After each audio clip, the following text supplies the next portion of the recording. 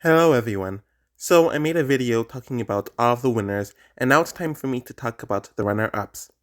I'm not going to include BB Ken 9, since I didn't include it in my last two BB videos. Like the last video, I'm just going to do a quick-ish summary of their games, their strengths and weaknesses strategically, socially, competitively, and if they needed a lot of luck/twist to make it to the end to advance themselves. So let's get the honorable mentions out of the way. So, Josh. He came from Big Brother 1, which was America's Vote. There really isn't anything else that I could say about him, other than him being a flirt with some of the girls from what I saw of the season and came off as a goofball.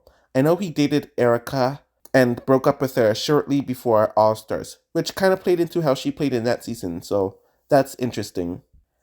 Jason. Like Morgan in the last video, I'm not going to waste much time speaking about him. Jason was able to form a solid alliance around him, where they all wanted him to make it to the end and win the season. Outside of Shane, most of his people lasted close to the end, with Danielle, Chrissy, and Justin making it to the final six. But he did have advantages of not only being a veteran, but it being in America's Vote, where he was the only person familiar to the viewing public. He also wasn't a mastermind at all in strategy or with how he handled people socially, and most of the gameplay that took place had to do with America playing for them.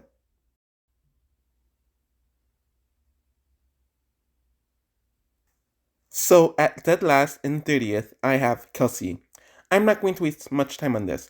Kelsey is this low and dead last out of the BB Can cast because she was booted in week 4. During this time, her game was solely about Jared and Ral. She was very cliquey with how she interacted with people in the house and didn't care for people who were not her allies. She knew absolutely nothing about the game and was actually proud of it. Everything she did to make herself a target during this time over Jared and Ral, she did, which isn't good. She didn't know that there would be a returning opportunity when she was booted, and only came back because Levita was more unpredictable if she were to come back. Kelsey came back and was coached by Levita in the week she was out on what to do and how to play the game. So with this live footage advantage, she was able to get Mitch out. Kelsey did have a decent relationship with Cassandra, but that was mismanaged as the season went on. People kind of keep her around because she's a big target, and because she was not a threat to win. And when she did lose her two allies, she became close with Nick and Phil. I do give her props for studying during the end game, which caused the three of them to comp win to the end. There really isn't anything good about her game. She was targeted off the bat and never really stayed due to her own doing. She was a poor strategic player, poor socially, painfully lucky, and was solid in challenges. Like she was almost a first boot for goodness sakes, and then was booted fourth. At 29th, I have Gary. So he's in the bottom for the same reasons that Kelsey is, as he was booted in week 6. Gary is an outsider in the beginning of the season, as he does lose Danielle and Suzette in the pre-jury, but he does end up forming bonds with Topaz, which is important, as she causes the Shield to leave him alone for a bit. He was also able to form a close bond with Emmett, which caused him to be protected, and it would be useful as the season goes on.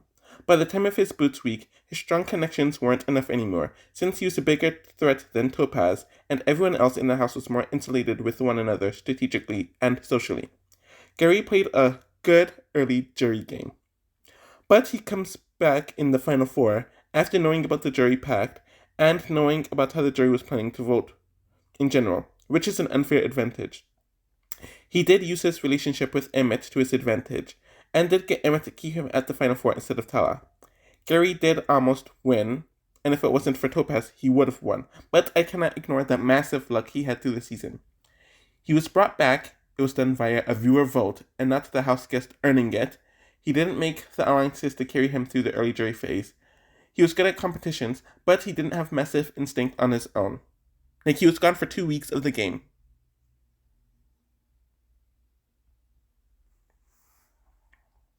So at 28, I have Ryan. I'm going to admit it right now. Ryan is this low because he was evicted in week 3. I know most of it is Alison's fault, but he was attached to her. Everyone knew of the twist beforehand, and he was under the impression that he was not going to come back when he was booted. I do not remember him being in any solid alliance for those first few weeks, and it showed since he was nominated twice in 3 weeks.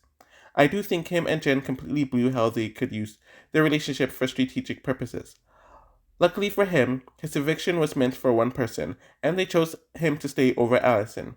Afterwards, he was convinced by Sheila to not backdoor Maddie, and this did cause Team Christ to form, which put him in a really good position, as he ran it with Adam, though it became clear that Adam was starting to run circles around him, despite Ryan having a relatively level head, and he started burning his allies like Natalie and Sharon, while not even realizing that Adam was completely playing him. Ryan never really seemed self-interested, wasn't very strong strategically, and started to tank socially, which wasn't the best anyways. I already mentioned the huge luck that he needed in the beginning as well. He also blew how he could have used his relationship with Jen to his advantage in the beginning. At 27, I have Karen. Not going to waste much time on Karen at all.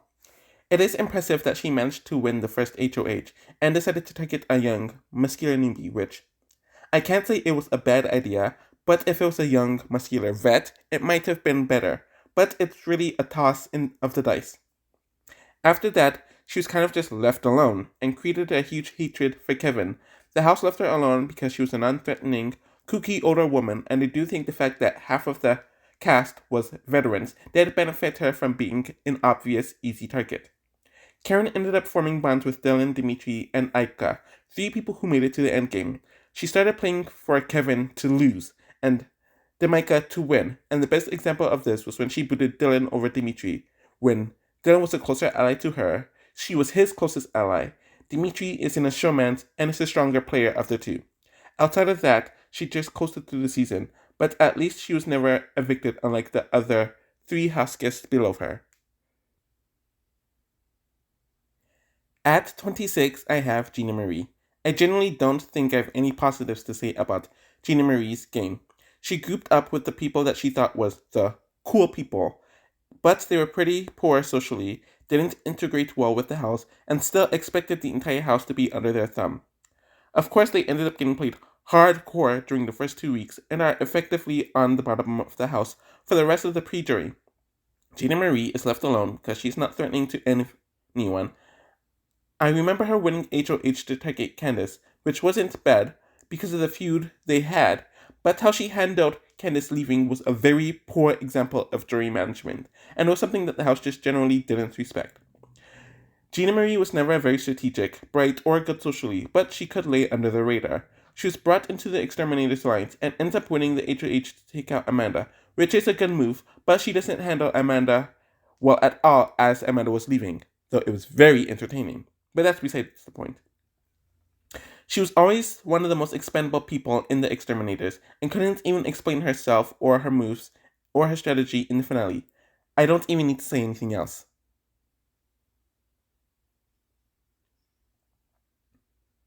At 25, I have Cowboy. There really is not much for me to say about him, and I don't care to say much about Cowboy in general. He got into an alliance with the 4 horsemen, and let the other 3 do a lot of the work, as they were the bigger targets. And he knew that being the weakening of the group would cause people to leave him alone. Or at least he somewhat knew that. Actually, I don't even know if he thought about it like that. Apparently, he didn't speak a whole lot to people who were not in his alliance, and didn't make strong bonds with many of them. So when the 4 horsemen were targeted, Cowboy could not pivot like Drew did. He would get closer to the twins as they were leaving the game, and that caused them to vote for him. So that showed some jury management on his part. Cowboy was never able to use his relationship with Nicole to strengthen his position in the game, and I think booting her over Diane was a huge blunder on his part, and he was lucky that Drew decided to boot Diane in the final 3 to overcome it. Nicole and Drew would never have taken one another, and he could have claimed that move to be his own, and not just Drew's or Diane's. He is inoffensive, but never had much agency at all, and it was kind of his own doing why he just wasn't respected.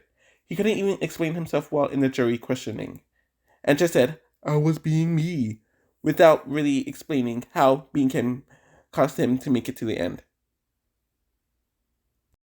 At 24 is Rieky. I honestly don't remember a whole lot about his game. He was an affiliate with Lolo, Natalie, and Tamar if I remember correctly, and was a key component of keeping them all together to make it relatively close to the end together. I do think he had a solid relationship with Candy, but his relationship with the other guys, especially with Tom and Kaela, was not great, and the entire cast just did not respect him. He won the final two HOHs in the final day, and decided to take Tamar to the end over him. Over Lolo, which was a mistake, clearly, as he had a very good chance of beating Lolo. Not very good strategically, competitively, and poor socially, as well as poor at positionality.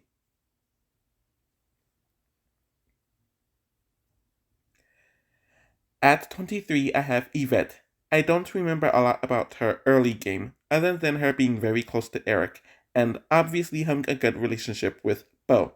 She did get on the wrong side of people early on with her bold personality and foul comments, causing a decent amount of people to hate her already. She was brought into the Friendship Alliance and was arguably the most loyal person in that alliance, even though some of her allies, like April and Jennifer, could not stand her half of the time and wanted her gone. The Souths remained pissed off at her, and she did have a good relationship with James, but never really used it to her advantage, though she knew it was what she needed to do in order to gain some more agency for herself. Yvette started winning some competitions throughout the end of the season, but a lot of the damage she did throughout the season, socially and strategically, was already done and did her in. Most of her alliance wanted to support Maggie in the end, as she completely blew it with April, mismanaged relationships, and actively played for a team that didn't care as much about her, rather than being self-interested for her own self. If she threw the final three HOH, Janelle takes her, and Yvette wins the season. She doesn't seem as clueless as Cowboy, but she still lacked the instinct, strategic chops, competitive chops, and self-interest.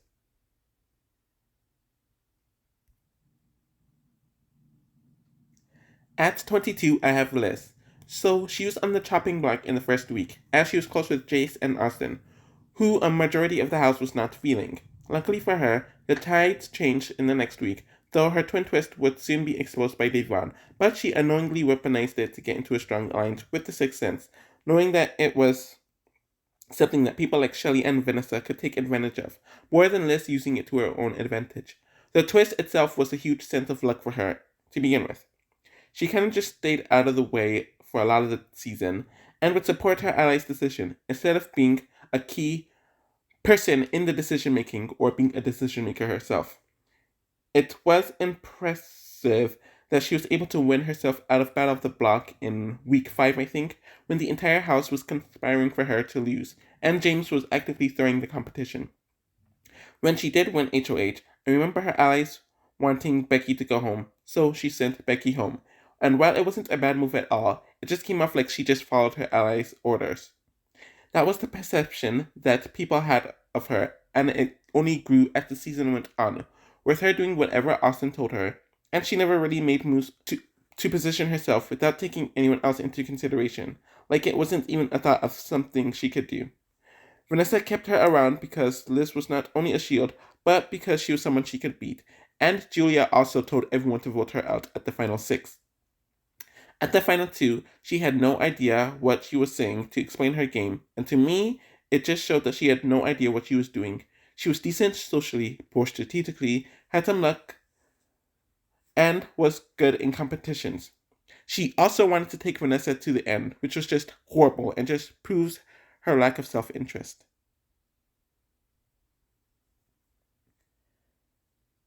At 21, I have Danielle. What I will say about Danielle is that she always tries to be strategic and always thinks about her own self-interest. She is brought into the Majority Alliance in the beginning of the season and decides to work with her father, despite not liking him, and everyone feeling bad about the situation, though she was lucky to have him in there, especially since they applied for BB6 together 2 years prior. At the same time, she spent a lot of time as a showman and doesn't formulate solid relationships, which causes her to be on the outs of her alliance. Early on, it is shown that she is very good in competitions. Due to the twist of the season and Eric's dislike of Nick, she realizes that he was behind the most recent boot. In theory, it is a very good move, especially since she made up with Jen and Kel, but in execution, it isn't, since she did not build the connections with her alliance and with people outside of her alliance to pull it off perfectly. But mainly, she didn't have the connections within her own alliance to pull it off. So this put herself and her father at the bottom of the house, and she was lucky that her father used the veto that he won on her, since she would have gone home that week otherwise. She never really repaired the relationships she needed after this, and started winning a bunch of competitions, so she got to the end. She did think about her endgame, strategy, and her positioning, but she didn't pull it off as well as she thought she could have. She's great competitively, decent strategically, but also lucky and poor socially. People also thought that she was carried by her father strategically.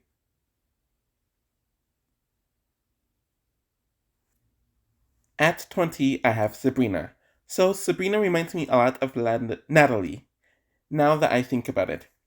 Sabrina was a part of the Majority Alliance that ran the first half of the season and was definitely one of the lynch people in that alliance, as she carried information to them and even got Rochelle to backdoor Ika. That move was good for Sabrina and her alliance, but of course it was a poor move for Rochelle. At the same time, most of the house did not respect Sabrina whatsoever and saw what she was doing from the very beginning. She was unlucky in the sense that Canada's twist came in to kill her alliance's domination, and she was used as the pawn for the next several weeks.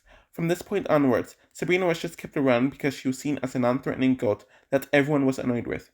She was poor socially, not great strategically, though she did show some potential. Poor competitively, though she did win the HOH at the Final Four, and was definitely unlucky. So I'm kind of easier on her than other people. There was some potential there, but her positioning was never the best, and everything just got worse once the twist happened.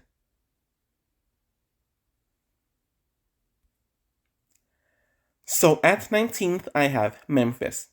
Memphis was in hot water in the first week, and didn't realize it until it was almost too late. But Brian was too messy to pull it off, so it worked in his favor.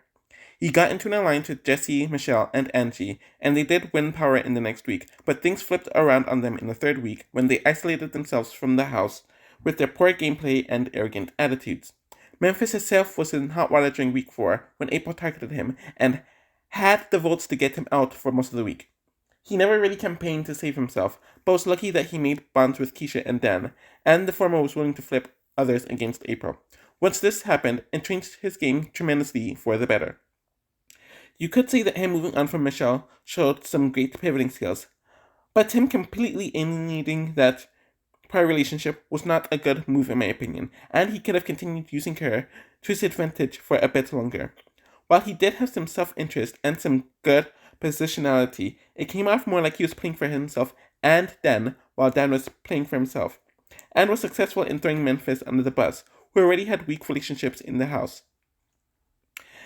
Memphis kept on making moves that benefited Dan more than himself, and it kind of just derailed his game as the season went on, even though he did win some crucial vetoes.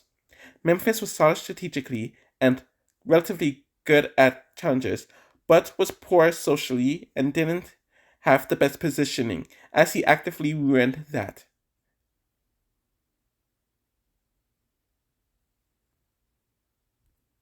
At 18, I have Erika.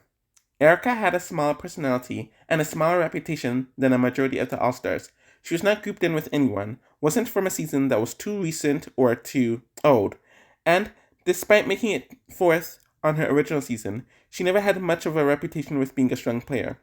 It seemed like she knew that she had to kiss the right ass and to somewhat be a floater, which showed some awareness from her, and it was a viable strategy that worked out for her. People realized that she was doing this, and there's a weird part of the early jury portion where she was being targeted. Janelle wanted her gone in the final 9, and Erika almost goes home in the final 8 against Howie, which was a debate in the house at the time. She got really close to the likes of Marcellus and Danielle, as they became some sort of alliance, and she also pre-gamed heavily with Cheltown before the season started. She started to get very blinded by her showmance with Bookie, and decided to waste her HOH on Danielle, who was far from the biggest threat at the time, and was the only person who would take her to the final 2. Overall, who was a bigger threat, and was actively targeting her sooner rather than later, and would never take her to the final 2. She had to fight her ass off the rest of the way, and no one respected her. Strategically, she was all over the place. She was mediocre at best socially, was decent in competitions, and was probably lucky that Walt broke his finger in the final 5 veto, otherwise she would have gone home. Ultimately, she did not have a big persona in the season, and the cast wanted to reward someone who was larger than life in personality and in strategy. At 17, I have Natalie. What I remember about Natalie was that due to the team's twist, she got into a silent alliance with Jesse, Russell, Chima, and Ronnie, with Kevin and Lydia hanging around in the bottom. She was a key player in that alliance and would travel around to tell people whatever they needed to hear/know and try to hold them together. This group had a great hold on the house throughout the entire first half of the season, and nothing was really stopping them from what it looked like. Natalie did not win the competitions, though, and many people saw her as Jesse and Chima's sidekick. She did have some strategic sense and had solid social connections within her alliance, but she is poor with people who are not in her alliance, and even had worse relationships with some of her allies as the season went on. There was an arrogant part of Natalie's personality that rubbed people the wrong way, and she would consistently lie about things that weren't important. Of course, the coup happens. She loses her two closest allies within like a 48-hour period, and loses another affiliate, in addition to Ronnie, who left the week before all that happened. Natalie only had Kevin, and the two of them had to crawl back from the bottom, and I was impressed with their skills during this period, like somewhat nudging Jeff into targeting Russell, repairing their relationships with Jeff and Jordan during those last weeks. She did get very unnecessarily petty with Michelle, and it was not a good look at all once she went HOH. Natalie has some good strategic instincts, but is poor competitively and atrocious socially. If anything, she was unlucky rather than lucky, especially with the coup, and Achima, a solid advocate for her, being expelled. So I am easier on her compared to some other people. So at 16, I have Porsche. Porsche isn't as bad of a player that she has been made out to be over the last decade. In the beginning of the season, her game was rough, as most of the newbies did not like her, and even some of the vets who saved her in the first week were annoyed by her. Also, she was lucky to have that key twist, since it made her ineligible to be nominated for those next few weeks, where she could have easily been a pawn or a target in those weeks had the twist not been there. But after she made it through that first week, Porsche decided to lay back a bit and to make some strong relationships with some other veterans and newbies that would become important to her game, like Rachel, Danielle, and Kaela. Porsche knew when to distance herself from people who were making too much of a target of themselves and moved to a different side of the house. Apparently, she would have went home on Kaela's first HOH if Lawan did not volunteer due to Shelly tricking Kaela, and that just showed how poorly Porsche played in the first half. I remember her being second in quite a few competitions in the middle of the season, so I was not shocked when she did start winning throughout the end portion of the season. Of course, she helped with booting Jeff in the double, and right when she was about to send Jordan or Rachel home on her HOH, the stupid twist interfered with that. She did decide to align with Rachel again, and almost won against her, though she would have easily won against Adam. But Rachel was probably the only person who was willing to take her to the end at that time. Overall, Porsche is not a great player, but she has all the traits to be a solid player, and had some element of good and bad luck on her side. I also think a huge issue for her is that she was not respected by the cast in the beginning, and couldn't overcome that even when she got to the end. At 15th, I have Lane. So, Lane was in the Brigade Alliance, which is the strongest alliance in BBUSA history. At the same time, I always thought that he was the weakest player of the group. Socially, he wasn't bad, but he wasn't as great as some of the others. Strategically, he was easily the weakest one out of the group and barely understood basic strategy at times. With Enzo, he was also the weakest player competitively. So, he was a reliable ally throughout the first half of the season, but was still kind of seen as a floater by many other house guests. He didn't win many competitions until the very end of the season, but he did grow a close bond with Brittany and would help the brigade use her to get what they wanted, especially with the backdoor of Matt. I didn't remember that in the end, he had enough self-interest and awareness that his best chance was actually taking Brittany to the end, and I didn't expect that from someone like Lane. So it showed that he wasn't completely clueless about what was happening. Otherwise, he was mediocre strategically, mediocre socially, mediocre competitively, and I don't think he needed luck. So he's roughly in the middle here.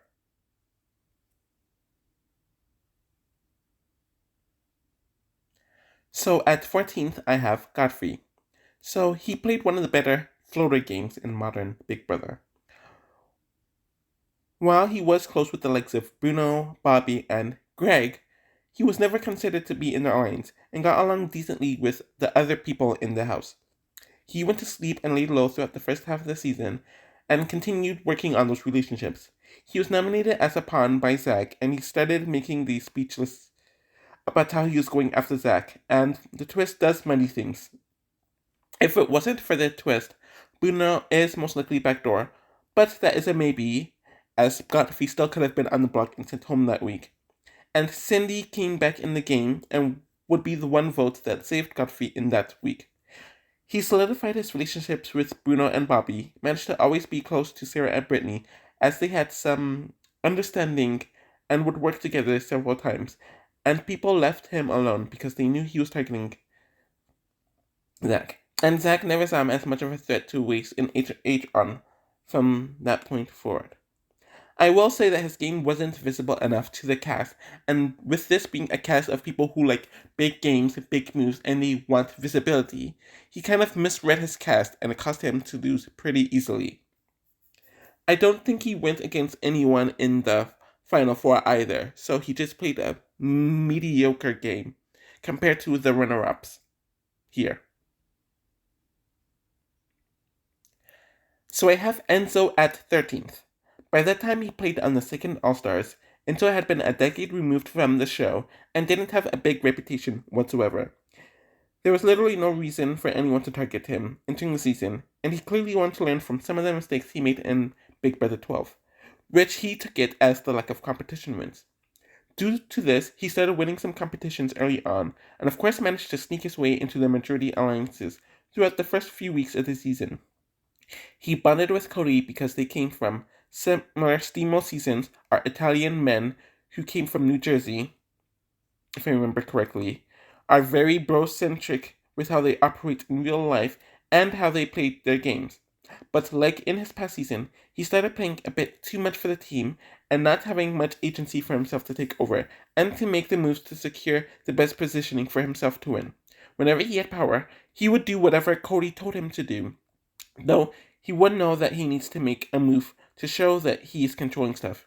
It just seemed like the house saw him as very passive as the season went on, and while he was socially good with everyone, he never had strong game relationships with many of these people.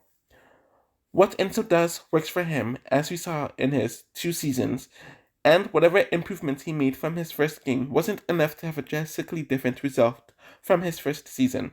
He is always going to be the under-the-radar, agreeable guy who makes a solid ally, who you can trust for the most part, and never have to think about him plotting against you to make a big move and to take over to gain agency for himself. So at 12, I have Holly. I thought that Holly was playing a really great game throughout the first half of the season. She seemed like she was in the epicenter of her alliance, as she was very close with the girls and got along with the guys as well, while not being uber cliqued up like some of the others in her alliance were. And I remember her being nicer to the people not in her alliance compared to the other people in her alliance. It really seemed like she was the one that helped all of them stay together and to calm down. But, of course, that didn't last as long as it probably should have. There was speculation about her and Catherine knowing one another outside of the house, and it caused a lot of people within her own alliance to not trust her, especially as her and Jackson tried bringing Catherine into the alliance. After the 6 shooters blew up, it seemed like she was not able to adapt, and once Catherine goes a week or 2 later, she just kind of latched onto Jackson and had to deal with their abusive relationship taking more precedence. Jackson started winning a lot more competitions and started steering the direction of the season more than she did, and it didn't help that she did nothing to save herself in the final 5, and it was Jackson who had to save her and brought her to the finale. She did get into an alliance with Cliff and Nicole, but it seemed like they had stronger relations with Jackson compared to Holly. It seems like Holly started strong and lost out as the season went on, but she did show some capabilities of being a great player still. At number 11, I have Alison. So Alison is arguably the biggest female villain in BB history, and it all comes down from how she played on the season. She was a part of the majority alliance that formed around the OGs of the season against the exes. Alison got close with Nathan, who was the first HOH of the season and had decent relationships with the women, We knew that she was catty and cutthroat, but we never got to see her implement it early on. But when her and Dana started getting into conflict, Alison was heading home until she showmanced Nathan to use the veto on her. Despite the popular belief, she was showmancing him before the veto and hooked up with several other guys, and it somewhat involved gameplay while it somewhat didn't involve gameplay at the same time. Alison won HOH and used it to position herself well with getting Dina out and separating herself from Nathan as she became a floater from that week onwards, which was very smart. She was always very good with how she positioned herself in a way where everyone needed her vote and no one saw her as an incentive to target her from that point onwards. And she decided to align with Erika and June since they were small threats compared to the guys. She would play a fool on the Stooges a bunch of times during the latter portion of the season, and when she was targeted in the Final Four, she was able to win the veto to save herself. Alison's biggest strengths are her positioning, pivoting skills, and major self-interest. She always thought about the goal and the insight, and knew what she needed to do to get there. At the same time, I do think she got blinded by vengeance all the time. Her social game was painfully poor, and she didn't see the perspective of the jurors, which is a huge oversight on her part. Which was why she had no chance to win as soon as the jury position started, and it just got worse from there. So at 10, I have Paul from Big Brother 18. So Paul has shown a lot of skills of the game that are utilized well throughout the season, though his journey was very messy. His arrogance was unbacked with actual solid proof of anything, as him and his alliance with Josiah and Victor thought they had the numbers, but were given a quick lesson as they rubbed their supposed strong positioning in others' faces. Once his back was against the wall, Paul had to adapt, lay low, and kiss butt to the people in power so he can infiltrate in the main alliance, which was a smart thing to do. Of course, Victor coming back made him attached to someone, but it also gave him a bona fide shield that he would never have had to deal with had Victor never came back. He became really close to Polly, to the point that he backdoored Devon, who was only not a threat, but trusted him and wasn't coming for him. Outside of that, he completely mishandled her by lying to her about it all week, even after she was evicted. Of course, he had a part in flipping against Zakia and Polly that took place shortly after that, but he did start to misplay around here and started telling some unnecessary lies, and turning on Polly wasn't the best move for him at the time, which made it easy for Natalie and James to flip on him the next week, and would have been gone if he lost the veto that week. He repaired relationships with Nicole and Corey to the point that they worked with one another for the next few weeks, and it was during this time where he completely mismanaged Natalie as she was leaving the game. Some of his choices were a bit weird and seemed more personal than anything, like evicting James in the final three when he would have easily won had he taken James to the end. At number 9, I have Cody. So let's get it out of the way. He decided to take Derek to the end over Victoria, who was the easy person to beat, instead of the person he ended up losing to. I don't know if Cody actually thought he had a chance to win against Derek, but if he did, it just showed how off base he was. Something also tells me he took Derek to the end so they can have the branding of the Hitman and to make money off of that after the season. Anyways, Cody was great socially from beginning to end. All the girls wanted to flirt and be near him, while all the guys wanted to be his friend. It was no shock that he was brought into the big alliance, and he rode it until the end of the season, as he was socially secure, not as clueless as many of his other allies in the alliance, and was great in competitions. He also had the benefit of Derek choosing Cody to be his final two, and I think that's the main difference between him and the other members of the Detonators. He has all the skills to make it far, especially with him being a young, attractive, strong, white man that he uses to his advantage. Ultimately, I do question his lack of self-interest. Brittany was someone that was never targeting him, and he could have used her to get rid of some of his allies that he didn't care for and needed to get out. Something similar happened with Amber as well, if I remember correctly. Him and Zach were also the closest initially, but he kind of let that relationship fall apart in favor of Derek. Also, Donnie was really close with him and wanted to work with him, but he decided to target Donnie on his HOH when he could have just let someone else do that. It's even more annoying since he would often fight against himself, seeming like he knew what he should have done for his best self-interest and not him and Derek's self-interest. As he has since proven, Cody has all the skills to repeatedly do great in the game, but in this season, his lack of self-interest and lack of complete agency bumped him down a bit for me. It seemed like Derek was running things and convinced Cody to think that they were equally running things. So at 8, I have Ross.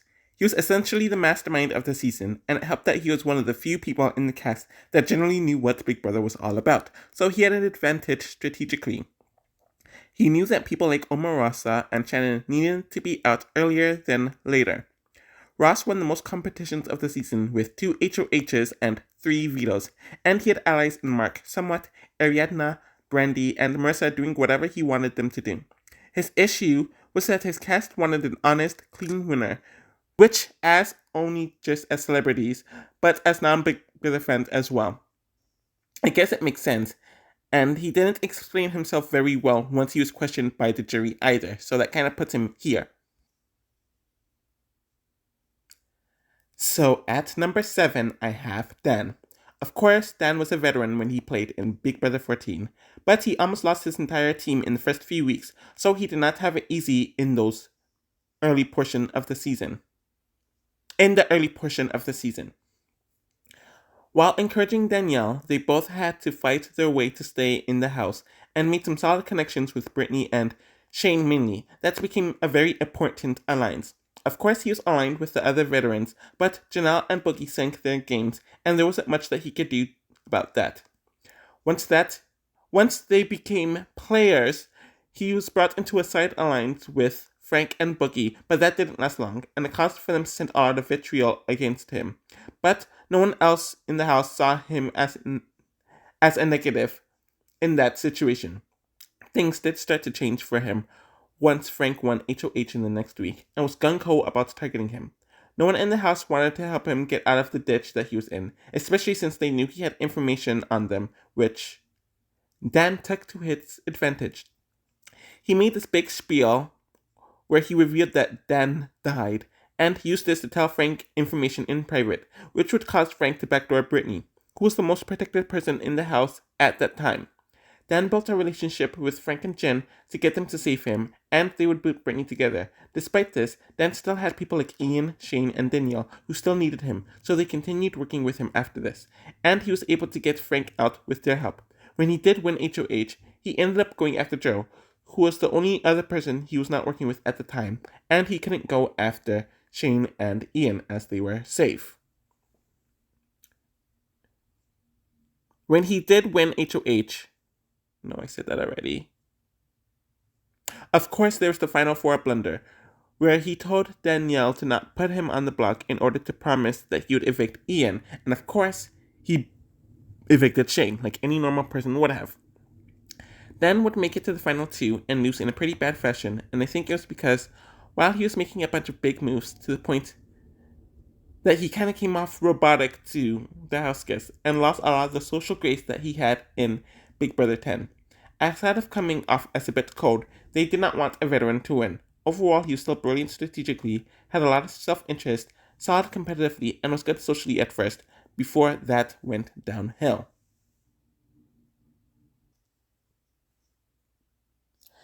At number 6, I have Kaela. Kaela found herself in a solid alliance with Derek, Jesse, and Paris in the first few weeks, but that alliance ended up blowing up fast when Hamza decided to target Jesse, which Kaela was more than fine with, since she wanted to be the only person Derek relied on. If I remember correctly, she was able to form a solid relationship with Hamza before he left, and worked with Olivia and Alejandra throughout the season, though she always wanted the latter out, but when it came to targeting people like Rain or whomever else, they would join forces. I also remember her forming a very good relationship with Marin in his final weeks before he left, but of course he was taking that pre-jury. Now that I think about it, a decent amount of her relationships were being booted earlier in the season, and when she did win HOH, she wanted to target Ryan, since he was targeting her, and was the safest person to send home. But Canada vetoed him to piss her off, which only caused her to send home Erika, who was targeting her immediately afterwards anyways. Kaela and Derek would go on a comp run, as he would win the next HOH, and Ryan goes on that week. Johnny was the initial target, but he convinced everyone, including them, that he should stay. Kaela and Paris' relationship is ruined that week, as they argue over the Johnny situation and a few other stuff, and it seems like Kaela's goose is cooked, especially after the target Derek wins the veto. But, of course, the two of them worked their butts off and got help with Alejandro's poor campaigning, but she makes it through the week and lives up to her agreement with taking Paris, Will, and Maddie to the final five with her and Derek. This ends up working, but I do question the choice of evicting and targeting Maddie over Paris in the final five, since Maddie beats no one at the end, especially Kaela or Derek. Kaela makes it to the end with Paris and consistently talks about getting Dirk out, to the point that the jury thought she was overdoing it, and it just made her look worse. I remember she faced a lot of claims of her being robotic by the jury, and I do think that kind of bit her in the butt, despite being strong competitively, strategically, and socially up to that point. So at number 5, I have Nicole. As we all know, Nicole had a very rough first week, as her abrasive and controlling personality rubbed people the wrong way and caused for her to be the target in the first week. But she made some bonds with some very important people that week, and let people targeting her get more annoying, causing the house to want to flip on them. The Top Alliance ended up being formed as an alliance that hated Chilltown. What most people didn't know is that Nicole had a decent relationship with Chilltown after the first week, especially with Will, who would be a crucial relationship for her in the season. One of the people who helped her stay in the first week was Hardy, and he was her closest ally throughout the entire season. And he also had a lot of power on his own, while she had a lot of power on her own. The two of them had power separately, and when they decided to move on from the Top Alliance and to work with Will as a dysfunctional trio, all of them had their own power, individually and together, which made them control the second half of the game. Her and Hardy started winning a string of HOHs in the second half of the season and made it known that they were one another's number one. They got arrogant, which rubbed people the wrong way, and kept Will around, knowing that he would be easy to beat, which pissed off a lot of the people that they were turning on, since they broke their promise to boot off Chilton. Of course, the Final Four banner thing happens, and she's nominated in the Final Four, and then takes Will to the end.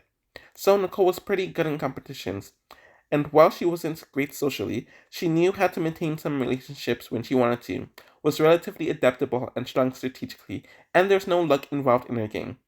Nicole did have a hard time owning things and came off as sanctimonious, which was her downfall. If anything, she was kind of unlucky in the Final Four. At number 4, I have Danielle. What is there to say about Danielle Reyes, the Big Brother legend? She literally changed the game with the sequestered jury, and that change was made so players were encouraged to make big, scummy moves and to express their true thoughts in the house.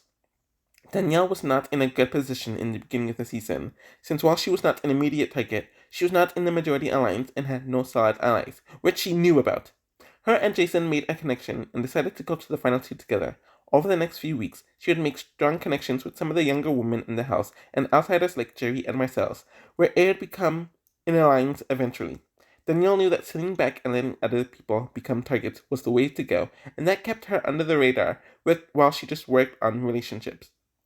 And when it was time to make a big move, she and the other outsiders took it, and she then took Lisa on as an apprentice, as she was thrown under the bus by her entire alliance that week. Danielle knew that getting Roddy out was the best move for herself, but it took her a while to get it done, and was able to get Amy on her side when the latter returned. She didn't need to win many competitions, though. I think she couldn't win competitions herself, which was an issue for her throughout the season. Everyone wanted her to win while in the house, and her move of convincing Marcel to not read it himself is still one of the coldest moves ever, 20 years later. She ran that season with Jason, but she was self-interested for a bit when she made a deal with Lisa to get to the final two together, though she felt horrible about it, though she shouldn't have. Danielle does have faults, though. One of them was that her trash talk in the diary rooms really pissed off her house guests, and they did not want to reward her for it. And another fault is that she was perfectly fine with losing to Jason in the end, showing her lack of self-interest at the end game, and even choosing Lisa over Amy in the Final Four because she's Lisa! I believe those were her words. At number 3 is Paul from Big Brother 19. Compared to his Big Brother 18 performance, Paul had a lot more control and agency over the season. He did have the benefit of being the only veteran and having a bunch of twists that would severely have him not be in any danger during the first week. With Cody and Jessica making themselves public enemy number one, the entire house decided to throw the next HOH to him, and he was able to get Cody out of the house for some reason. Dominique was targeted in the next week, and then when Cody came back, the next month was spent on torturing him and Jessica as they were getting the pair out of the house. He used some awful methods to piss them off and to get them to go home, and did the same thing to Mark and Elena at the time. These next, I would say, 4 to 5-ish weeks would set the motion of why Paul would inevitably lose the game, as everyone knew that he was the culprit behind all of it, and it wasn't really necessary. But he would, of course, deny it. It was impressive to see him get the entire cast to throw certain competitions to certain people, convince Matt to not use the veto when he was nominated, and how he would set up the next targets like a month ahead of time. It was impressive. After the first half of the season, everyone wanted to take him to the end and didn't mind him winning, which was very impressive. He was great in competitions, great socially for the most part, had brilliant strategy, and while he had some luck in the beginning, he didn't need it to avoid getting the boot. I also think how he handled Jason and Alex were poorly handled, and I think he thought that he needed to be more cutthroat and more controlling in order to win this time. I really think that him not watching his last season and genuinely not being a fan of the show caused him to make some of the same mistakes, since there are some nuances with how to handle people that most non-fans aren't aware of, but most fans are aware of. At number 2 is Anthony. So Anthony knew absolutely nothing about the game or the show, but he ended up dominating, and it was mainly due to just natural skill sets. He is approached to be in the male-dominated Pretty Boys Alliance, and is at the top of the hierarchy with Dane in the Alliance. He has solid social connections with some people, but of course doesn't have some of the immediate side alliances, like Adam and Dane do. But he's able to eventually get people like Corey and Kaela on his side throughout the season, and is better at one-on-ones. He advises his allies on what to do and how they need to do it, while also softly influencing people on how the house would go in that week. He knew that due to his intimidating stature, and his race, quite frankly, he had to sit below people so they would not be as threatened with him whenever they would have conversations. Chelsea was someone that he was working on in the beginning, but he felt that she was off and caused the house to flip on her, and would do anything he could to undermine Adam and his game, especially when he convinced Corey to backdoor Samantha when they were somewhat allies. Anthony took a more aggressive approach to things, which of course did start to rub people the wrong way, especially comparing the fact that he didn't win many competitions and felt like he floated. I think Anthony did everything great in the season, but his lack of game knowledge, especially with how to handle people as they were leaving, explaining your game properly, and other small nuances like that were lost to him while they understood it all. It was for the similar reasons why Paul below him in BB19 lost the game, in my opinion, as they didn't understand certain nuances. At number 1, I have Tyler. What I instantly noticed about Tyler is that he was able to shift into whatever person he was talking to wanted him to be. Due to this, it caused a lot of people to warm up to him, and winning the first HOH caused a lot of the setup regarding the dynamics to revolve around him. The Level 6 Alliance was formed, and despite not being in the other alliance, and despite his alliance not winning many competitions during the first half of the season, they always had the upper edge. He was able to convince Caitlin to boot ally Rieky, was able to keep Brett over Rachel and Winston when Fate wanted him gone over those two in that portion of the season. While the other side had every single reason to not trust Tyler, he had all of their trust and would regularly give him information, even when it was not conducive for them to do so. Things took a turn once Joey started, as he convinced Angela to target Bailey when she initially didn't want to, and he did not handle Bailey well at all. I knew it would come back to bite him in the butt. He was able to get Rockstar to help him in the veto when they were both nominated, though he was lucky this week because without the hacker twist, one of him, Angela, and Casey would have gotten that week, for sure. And it does change his endgame quite a bit. So the three of them virtually win most of the competitions throughout the rest of the season, and you start to notice how he becomes distant with everyone who isn't Angela or Casey. He completely neglects Sam over the next few over her last few weeks in the house and doesn't really care to socialize with many of the others. He still does his moves, like getting rid of Brett in the final 6, but he threw the veto in the final 4 because he didn't want to choose who to evict between Angela and Casey. I also found it odd that he never considered taking Angela to the end, when he would have easily beat her, but wanted Casey to be his final 2 with him when he loses to her, which I figured would happen weeks before it eventually did happen. He has the flexibility, strategic sense, the cunningness, social game, and had a bit of luck, but he definitely lost some focus near the end. Arguably the most well-rounded person on this list, and deserves the number 1 spot here. So, that is my list of the runner-ups, and I will get to the 3rd and 4th placers soon. I'm going to have to add the 3rd/4th placers for a Celebrity Big Brother in both lists because there's nothing that determined who was 3rd and who was 4th during the Celebrity Big Brother seasons.